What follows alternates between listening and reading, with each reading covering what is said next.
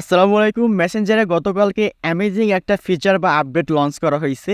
আপনি এখন থেকে মেসেঞ্জারের এসএমএস বা মেসেজ আপনি এডিট করতে পারবেন। অর্থাৎ আপনি যদি কাউকে কোনো এসএমএস বা মেসেজ সেন্ড করেন, সেটা যদি কোনো ভুল থাকে, কারেকশন করা প্রয়োজন হয়, আপনি সেটা এডিট করে আবার আপনি সেন্ড করতে পারবেন। আগে সচরাচর যেটা হতো, আপনি যখন কাউকে এসএমএস সেন্ড করতেন বা মেসেজ আপনি সেন্ড করতেন, সেটা যদি কোনো ভুল থাকতো, কারেকশন করা প্রয়োজন হতো, আপনাকে সেটা ডিলিট করে আবার আপনাকে নতুনভাবে এসএমএস সেন্ড করা লাগতো। বাট আজকের পর থেকে, অর্থাৎ এটা গতকালকে লঞ্চ করা হয়েছে সেহেতু আপনি এখন থেকে যদি কাউকে এসএমএস বা মেসেজ সেন্ড করেন, সেটা হচ্ছে আপনার রিমুভ করার প্রয়োজন নাই বা ডিলিট করার আর প্রয়োজন হবে না।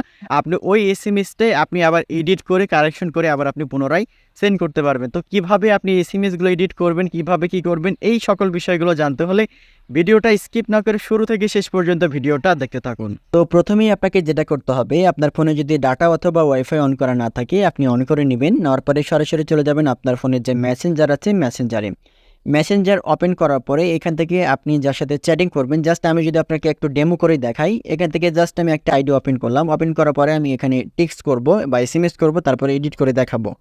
তো এখান থেকে আমি এসএমএস করব যে হচ্ছে, ভাইয়া আপনি কেমন আছেন, ভাইয়া আপনি আপনি কেমন আছেন লিখলাম, যে ভাইয়া আপনি কেমন আছেন লিখে আমি এটা সেন্ড করে দিলাম।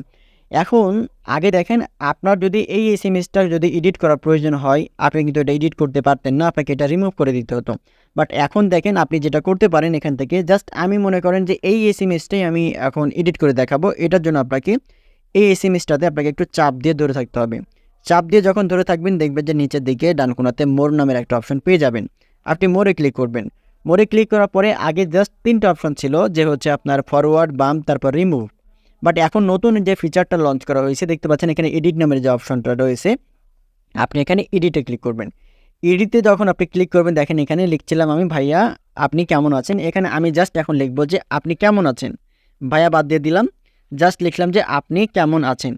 আপনি কেমন আছেন লেখার পরে এখান থেকে যদি আমি এখানে যে ক্লিক করি, দেখতে পাচ্ছেন টিকমার্কে, এখানে যদি আমি ক্লিক করি, ক্লিক করার সাথে সাথে কিন্তু আমার এটা কিন্তু অটোমেটিক্যালি সেন্ড হয়ে গেছে।